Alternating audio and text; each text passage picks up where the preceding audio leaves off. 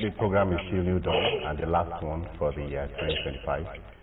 We bless God for this opportunity. Like we said during the chit chat with our colleague earlier on, we are going to be talking about the new tax law that will be starting up tomorrow. The president said no going back, and there are so many myths, so many truths, so many facts, so many things that is getting people scared. So it's safe for me to say welcome to school, because the people that will be dissecting these issues with us are people that should know, and they will educate us in the next 1 hour on what this law is all about. Are they true? What is obtainable? Who are those that will be taxed? Who are those that will not be taxed? How can you do your bank transfers? These and many more we'll be discussing this morning. Joining us via Zoom is a professor of accounting and financial development, Godwin Oyedoku. Prof, good morning, sir. Good morning. Good morning, Nigerian. Greet you. Thank you for having me. I wouldn't mind if I can have more audio so that I can hear you very well without straining my ear. Okay, we'll adjust that and work on that very soon, sir. Thanks a lot for joining us. And we have joining us on a phone call from Lagos, Dr. Benga Adeoye. He's an international business lawyer, he's a chartered accountant, and also a friend of the house. Doc, good morning, sir. Good morning. It's a pleasure to be with you this morning.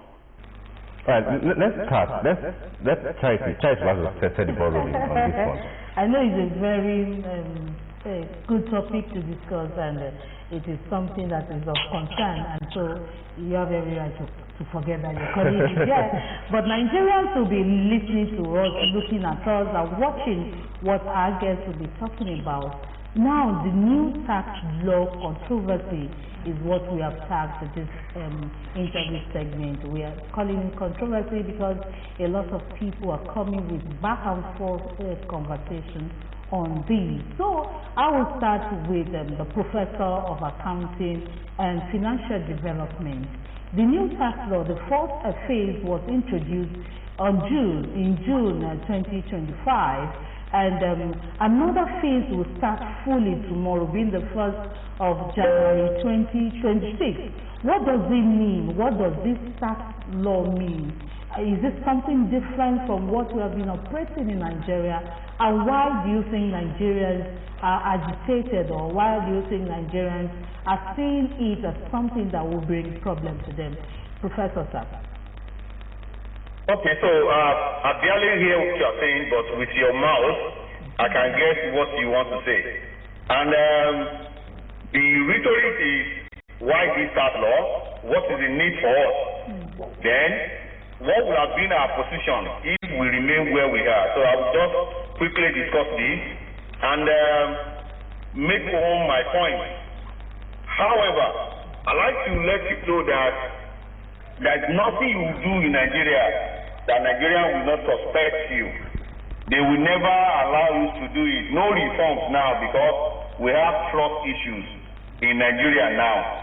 So based on this trust issue, there's nothing you want to say. If you are pro-reform, they will say you are from the government side. If you are not pro-reform, they will say you are against government. But I stand as professional to let you know that it is wrong for us not to have started implementing this new law since June. Postponing it to January 1 is even a disservice to Nigerians. Only if all Nigerians can calm down, read line by line, and stop just hearing people.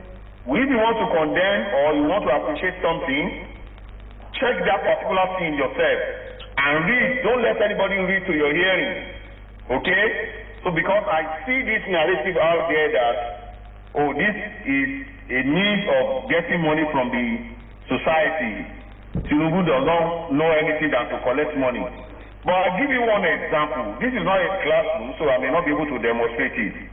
If you collect salary as of today, as you are a worker of OGTV, you are paying tax, whether you like it or yes. But whatever your salary is in this studio today, if your salary per annum is not up to 12 million, you are overpaying as of today. If your salary per annum is not 12 million and above, like 18 million and above, you are actually currently overpaying taxes. And that is what that reform is for. From January 1, if you are earning up to 800,000, I'm not saying 800,000 is the best they could do. You are actually not paying anything. But if you are even earning 10,000 today, you are paying. So which one should be better? Somebody is saying, let's have a reform where the lower level of the economy is taken out of the burden of taxes and let the upper level continue to pay. They are not even increasing what they are paying, though. It's just that lower level, because of the poverty and everything and the fact that we need to do well in the society, don't pay up to 800,000. So which means if you are collecting 1.2 million naira per annum, you will first of all remove 800,000. It's the balance that they will tax. But after today, with the relief, with all the things that government give you as relief, you will still pay tax even when you do not have taxable income. So if you are collecting salary and is as low as anything and does not fall within the threshold of what you should pay tax on, the law says you still pay 1% of it as tax. But this new reform is saying, even if you are collecting salary and it's within minimum wage, you are not paying anything. So with this English that I'm speaking in Yoruba English, it should be clear that we are not going to pay and the government is not taxing you by tomorrow. That's number one. A company, we are saying as of today, government is collecting money from you. If you even let's forget about the review of 2019, 2020, 2023. You are supposed to be paying 30% of your profit as tax. Within the 2-3 years ago, it has been reduced to 0 and 25 and 30. Meaning that if you are a small company, you pay 0%. If you are a medium one, you pay 25%. And if you are a big company, you continue to pay the taxes that have been there over a long time. This new reform is saying, within the scope of those that should not pay tax as companies, they are saying if your turnover is within 50 million below, you don't pay tax. This new year that we are going to next year, if you make up to 100 million, you will not pay. Is that not an increment in that threshold? Why is it difficult for us to just see? But because of the trust issue with government, we see it as something that doesn't make sense. People feel that they are hiding, but it is not. And we should not allow political elements to, like Yoruba English, kanda our head just because of their political line. For me, as far as I'm concerned, you want government to build road for you, you want government to build hospital for you, you want government to have electricity for you, but in your family, in your household, you have never contributed to the cost of the government. So how do you want us to achieve that? And that's just my own. Is it bad to pay tax? The answer is no. And what will come into the mind of any average Nigerian is that government is not sincere. Government is not using our money very well. However, your street, from the beginning of your street to your house, that road is bad, is within your community. How much will you contribute within your community to tie your personal road to your house compared to what government will use to tar Lagos-Ibadan Express Road? Where do you want them to get money from? If they go and borrow, we will still be the Nigerian that will be shouting that they are borrowing. Okay? Yeah. If you talk about petroleum products, those that we are extracting petroleum products from their land, they are also shouting. So how do we move on from here? Okay, Doctor. Thank you so much. Okay, Professor.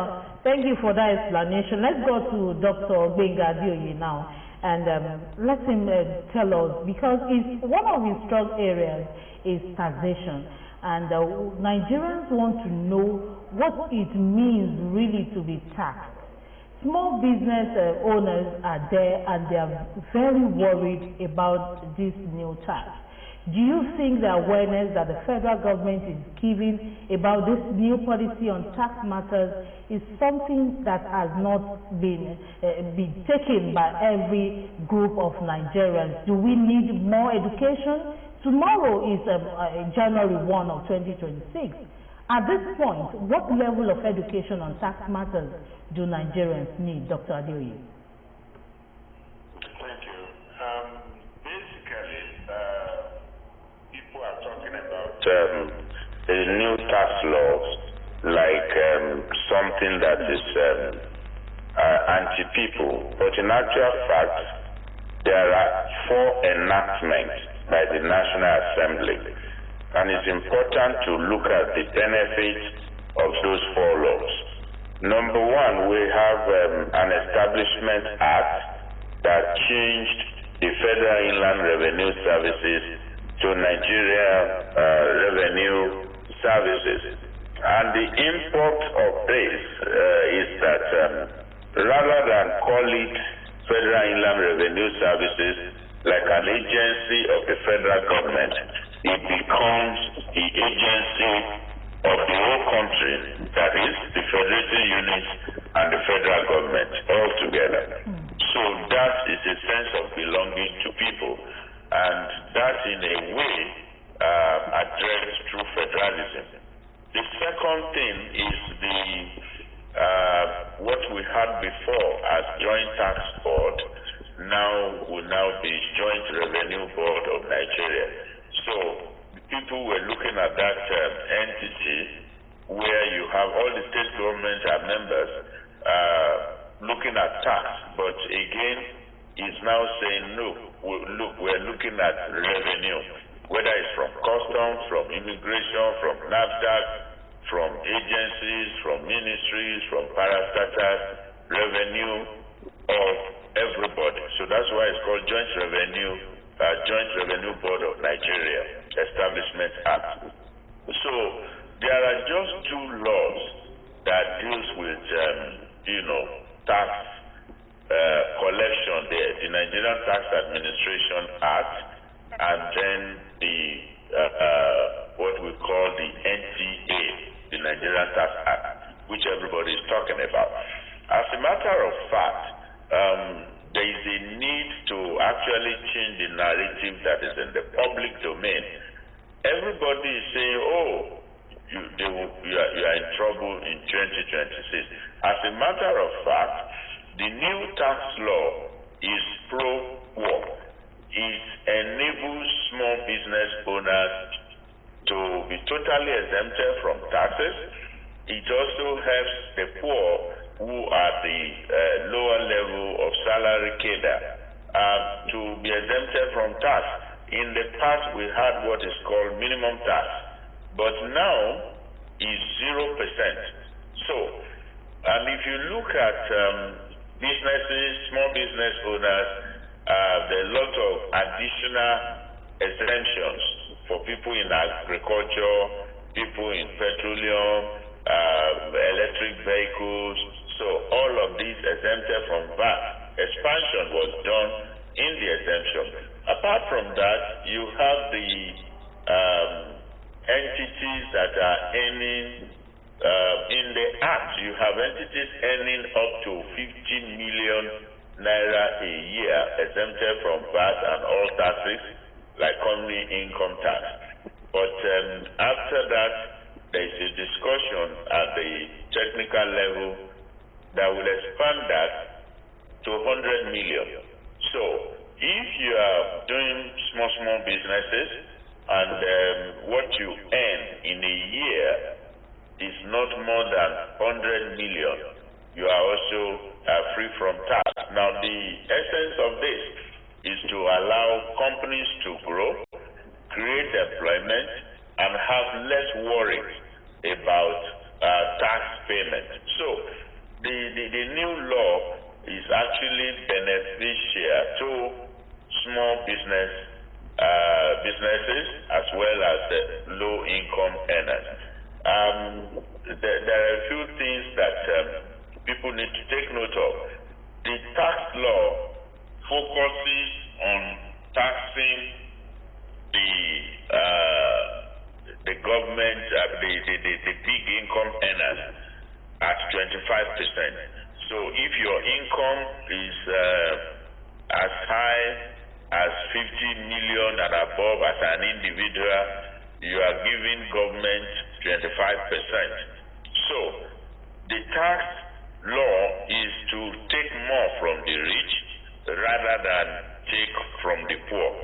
So the conversation in the public needs to change. In fact, those people that are talking and complaining, they are not the ones that are directly affected so much by the tax law. It's actually the rich and the high net worth individual that should be complaining. But you find out that people that are exempted, people that are giving relief, they are the ones making all the complaints. So basically, the January 1st will come like any normal day, like before, like January 1st of 2025. Nothing too serious is happening other than the fact that big people will pay more taxes. So it's as simple as that. All right, Dr. Adoye, we have this narrative going on in public, and it's that if the monies in people's bank accounts will be deducted or taxed, let me use that word, and that if you are to transfer money from account A to account B, and the narration is not well stated, the monies will be taxed. Can you please demystify this? Okay, so I think people have wrong impression about what the law says. Past law is not being applied by imposing taxes on your bank account. No. Tax is computed based on tax returns. So what is in the public domain is just saying that if you receive money in your bank account as an individual, and don't forget, all taxes paid by individuals except the police and the military, they are paid to the state. So most of the things we are talking about does not even concern the federal government when it comes to personal income tax. So what the government plan to do is to checkmate false information, false returns. So for example, if you declare that your total income in a year is 12 million naira, and then you are going to be assessed to tax on that basis, the government can then go further using NIN that will be linked to your bank account, your BVN and everything, have access to see that, the total money that came into your account in the year is actually, say, 50 million as against 12 million you declare. Now, they are not just going to tax you based on the difference in your account. They are going to ask you to explain why total money received is 50 million, but what you declare for tax purpose is 12 million. So it is your duty to explain and say, you see in that account, somebody wanted me to help them purchase refrigerator, television or something. The person paid this money there, and you can see how I helped the person to pay it out. You can also indicate that, there is a particular contribution money that was received for me to set up a farm there. That one is 20 million, and you can see where it is coming from. So the tax people are human beings. They are also doing what you are doing. So it is basically for you to have enough information so that you can explain the source of the credit in your account. So that's what it is all about. So narration helps you not to do too much of explanation when there's proper narration in the bank statement. So that's what this is all about. No tax authority imposes tax on bank balances nor on credit into the account. Taxes is imposed based on your income. Therefore, you have a duty to come up and say, look, of the 50 million that has come to this account, only 12 million relates to my income. And then you have a duty to prove that the 38 million difference is coming from sources other than income. For example, maybe cooperative loans, maybe contribution, family wanted to repair the house in your compound, and then they are going through you to do this. So this is what this is all about. All right, thank you very much, sir. Let me go to Prof. Prof, can you hear us now? Yes, I can hear you. I'm here. All right. So there is a perennial issue that has been here for a long time, and that's the issue of multiple taxation. Now, how does this new law solve that problem, especially between the subnational, the state governments and the local governments? Oh, please, can you repeat that? Which issue is that? The issue of multiple taxation. Okay, so thank you. Doctors had already analyzed so many things, and one of the beauty of this reform is that as it is now with this law already signed and being implemented from tomorrow, partly, harmonization of federal taxes has been done, so which we give room for straightforwardness in tax system. The second leg is the harmonization of what state and local governments will be paying, and this will also be achieved by the joint revenue board that's coming on board any moment from now. So multiple taxes or double taxation will no longer be, because the taxes and levy approved list for collection that we have now will further be reduced.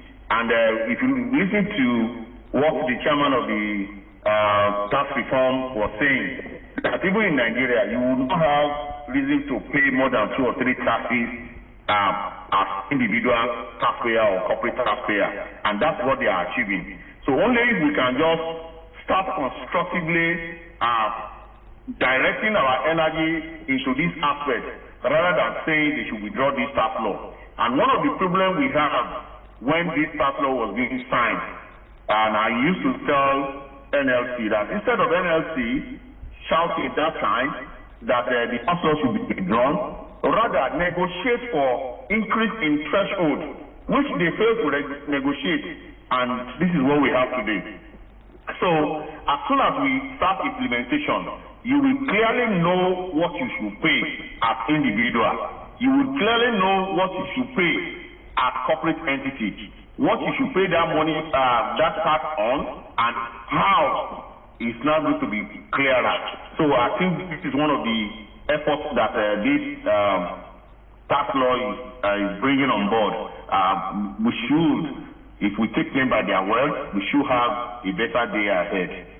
Okay, Dr. Ajoye, let's talk about other sources of revenue for the federal government, since all of this is about revenue and for social development according to the federal government. Now there is tariff, there are VAT, and there are levies that are on some products, some things that you do within the ambit of the federal government, or within the things that you do that need you to pay some kind of fees or levies. Are these revenues, the VAT, the tariffs, the import duties, and every duties that Nigerians are going to pay, are they part of the revenue that should be looked at alongside the taxing of the yearly thing that we are talking about? Should Nigerians be concerned, especially business owners, when it comes to VAT, levies, tariffs, and duty, import duties sometimes? Okay, so if you look at the components of what state governments share on monthly basis, it comprises all the revenue that accrue to the federation account, and then the government, the tiers of governments, they now share it.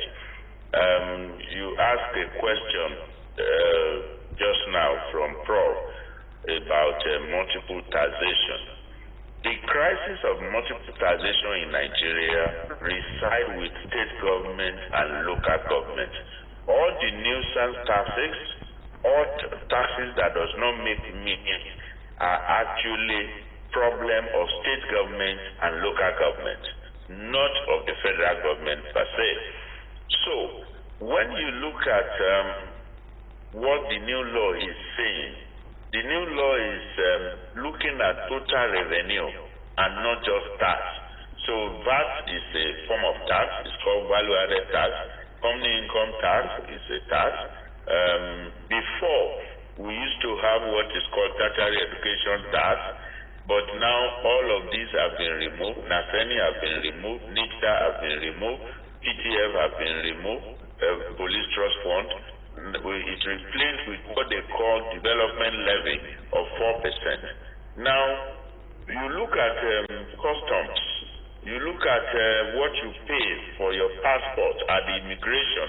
You look at what you pay for your approval at NAFDAC if you're dealing with pharmaceutical or food products. You look at what you pay to standard organization for approval of your product. You look at what you pay for expatriate quota. You look at the money you pay for approval of building to the town planning authority. All of these put together, they are regarded as revenue. And so in managing the macro and microeconomic situation in the country, government need to be dynamic, government need to be flexible, so that you do not say you give something with left hand and you take it back with the right hand. So if you are exempting small income earners or small businesses from taxes, then you must look at what is happening to products that are being sold in your country. If you are import dependent, if you want to give relief to people and you do not want a manufacturer to increase their prices, you need to review what you are charging as duty at the port of entry for those products. If you want people to engage in mining, to engage in excessive, massive production that will serve the country, and then they will be able to export foreign currency so that we can have positive balance of trade.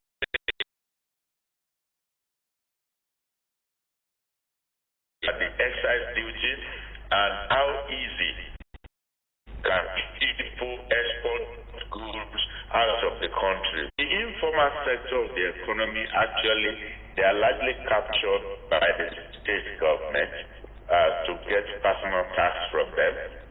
It is believed that the informal sector are not the high-end earners, so they are not likely to be people earning 100 million a year, and so they are exempted from value-added tax, exempted from company income tax, even if they, and then it is believed that they are not registered entities per se. Therefore, it is the responsibility of the state government to ensure that they pay their own taxes appropriately. So what government is going to do now is that for those who have bank accounts, from January and in the coming months in the year 2026, you're going to hear banks asking you to provide information about your national identity number. And this will become your unique tax ID that government will be able to use and say, okay, the owner of this national ID, this is what you have earned in the bank. However, what about people who do not have bank account in the sector, the illiterate that may be far away in our villages, from Obafe to Uto to Ajibo to Irunwo to some of the villages, those who do not have bank accounts there. Government have tax offices in rural areas, and so what they actually impose a very flat rate on them. On the other hand, there are services to get from government which you will pay for. But again, if their income does not cross the of 800,000 a year, they will not be paying taxes. So what government needs to do is to invest in infrastructure and ensure that nobody, like there is a Yoruba proverb that nobody can be an enemy of water. You drink water, use it to bath, use it to cook. If the government is very responsible, services of government will be a must for everybody. Like in the United Kingdom now, a place like London, it does not make sense for you if you are not super rich to start driving cars around. It's even not convenient for you. But you have to use the underground train. Now, those charges that you pay with your Oyster card to the government, and those service providers, government has a way of taking their cut from what you pay. So you can only get people full responsible.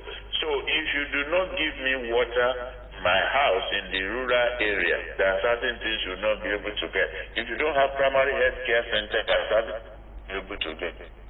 Indirect way of getting taxes is that way for people who are in the informal sector because of their limited education and understanding of what tax is.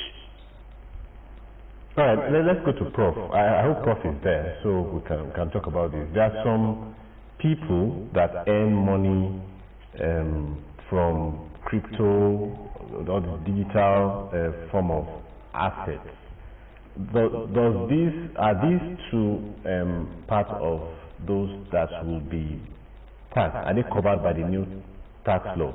That is number one. Number two is VAT. VAT it remains at 7.5% in the new tax law. To what extent will this go? Because some months ago, not up to years, we had issues of who takes VAT, who collects VAT, how does the proceeds be shared? So we want to speak to all these relative to the new tax law. Hello? Can you hear us, Prof? Okay, I can hear you now. All right. I asked earlier that some people make money digitally. The cryptos of this world, they have digital assets. Will they be taxed also in this new tax law? And also, I mentioned of the fact that the VAT is at 7.5%. To what extent will this go? Who takes this up? How will this be shared? Is it covered in the new tax law? Okay, thank you so much. There's something we call tradition of digital economy. We have achieved this through Finance Act over time. And this new tax law has written the law concerning that, and it's now strictly strengthened. It's a lot of gamut of provisions, and you can get it well to note that this tax law already made provision for how digital economy and all these online things will be taxed. In fact, even if you are not in Nigeria and you still do business with us, provision for that is already covered. And that's one of the reasons why we are saying we should not throw away this tax law just because of some aspect of it that is controversial, because even foreign nationals are already shifting our own income that we're supposed to get from them in the form of taxes to their own country, because we do not have a formidable legislation that can help us to drag them to tax net. So yes, variation of the digital economy is included, and the full provision is there. When it comes to the VAT, of course, one of the issues that we witnessed when we were talking about the approval or passage by the National Assembly was this issue of how this will be shared.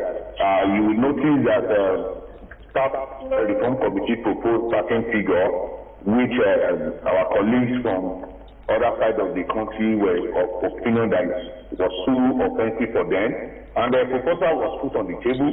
It was rejected, and you see political will from the president, where he called the governor and said, okay, instead of the questions for this tax law to be withdrawn, tax bill to be withdrawn, go there, think out with it, and let us see your proposal. And at the end of the day, National Assembly think out with it, and the new variation was published, and it was rightly included in the tax law. So what we have in the tax law was what they wanted, and they think out with the sharing formula. I think that's no longer the bone of contention. But because of the narrative that we witnessed at the issue that this tax law should not come, and that's why excuse of the controversies that on ground now is being used to also achieve what they want to achieve initially. So VAT, yes, is as good to say. The decision is now clear on who pays what and who gets what in terms of pulling of the resources that is in the VAT law. Thank you.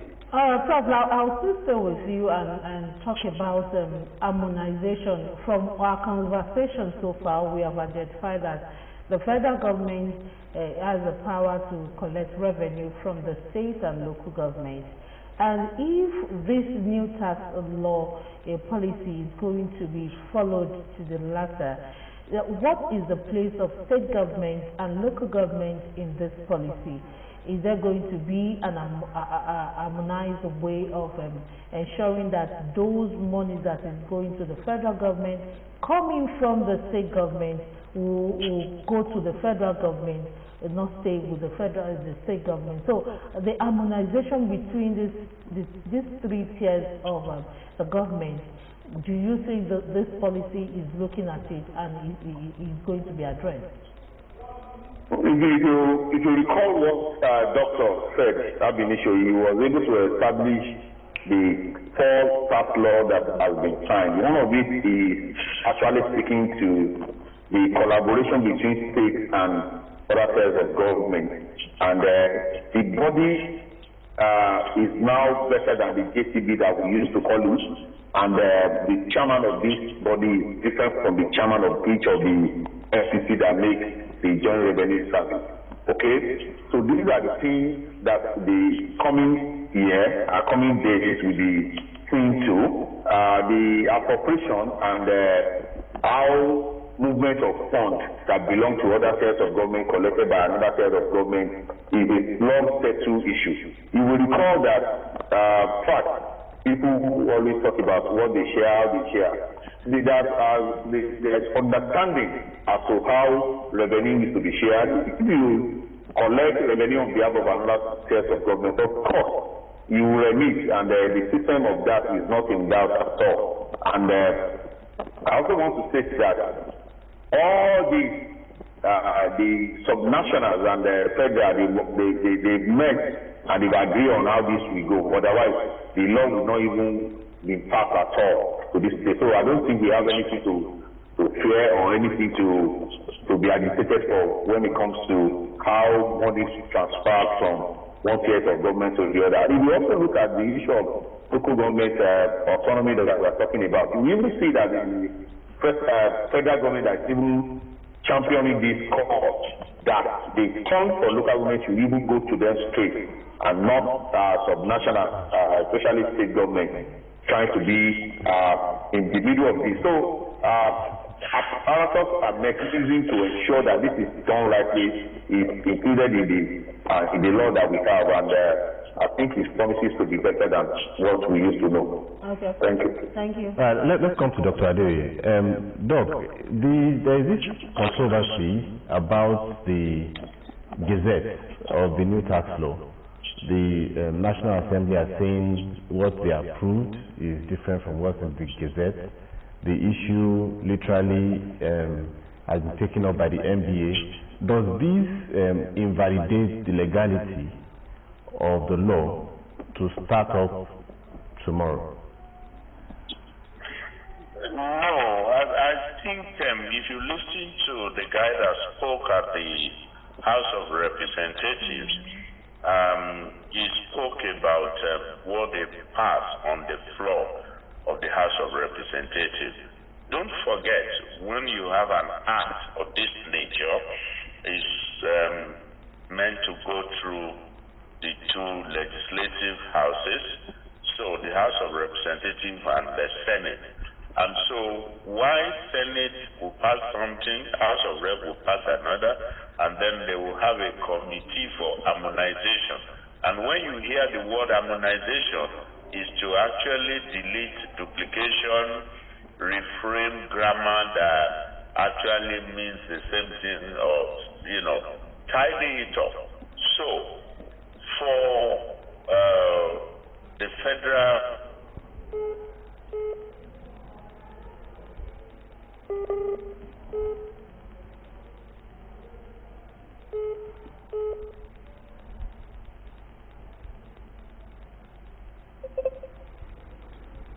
Hello, Doctor, can you still hear us? was saying that for the, yes, I can hear you now, so let me repeat again. Okay. The House of Representatives, there is somebody, a guy raised an issue that what they pass on the floor is different from what he's reading the gazetted copy. I don't think there is any big issue on that, because what they pass on the floor of the House of Representatives does not indicate the final copy that will go to the president for assent. So, when you pass a segment of law at the House of Representatives on all the bills that is brought before you, you then send your own copy to the Senate will also pass their own, and then there is an harmonization committee of the two houses. And then it's from this harmonization that they will come up with a final copy. And it is that final copy that will go to the Minister of Justice. The Minister of Justice will then take a look at it, check typographical errors, things that ambiguity, you know, not changing the law. The committee that deals, we also have a look, and then the president will sign. Because when you hear executive, the executive arm of government deals with those that are ministers that are appointed, agencies of government, and so they have a duty to peruse what the harmonized committee sent to them, and then send it to Mr. President for signing.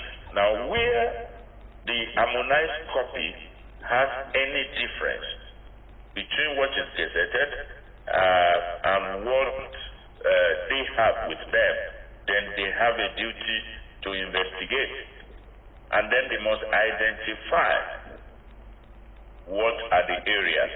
But I do not think there is any serious issue on the numeric areas, percentage, and all of those things, you know, issues with. I think they talk about the role of the arrest, all of those things. So they are not from executive, it is from the National Assembly, and that is what is meant to be signed. Okay. So they are not big issues. They are things that can be reconciled. And by the way, law, as lawyers, we say law is dynamic. Law grows with the growth in the society. Okay. Law is not static. Regardless of how good this law is also subject to some errors, problems, and then development will come and say, okay, we need to change this one. We need to remove this. So it's not a big deal at all. We may not even be happy with the current law. And then by June, we're already discussing the remove something, the need to add something. So it's dynamic.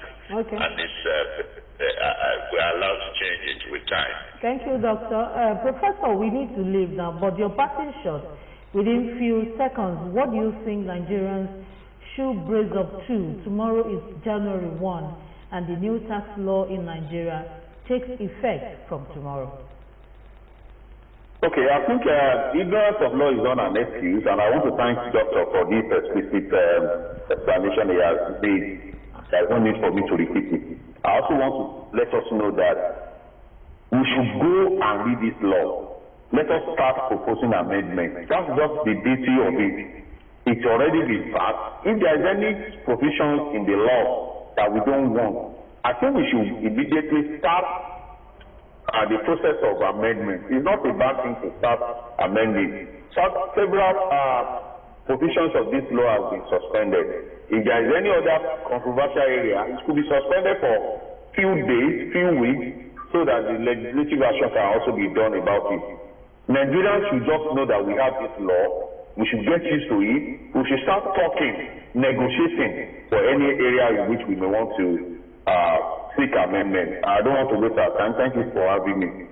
Thank you so much, Prof. And thank you, Dr. Adeoye. All right, I want to say a big thank you to you for being there with us. Thank you very much, sir. And thank you to our viewers for being there for 2025. It has been a pleasure riding with you on New Dawn, and we promise to do better in year 2026 by the special grace of God. So, from Charity and I, we'll say see you next year. Yeah, Happy New Year to our viewers. Please stay with OGTV in 2026. Promises to be another interesting year in OGTV, and we'll give you the best of your everything that you want from the world. See you next year, 2026. God willing, tomorrow is January 1, 2026. Happy New Year.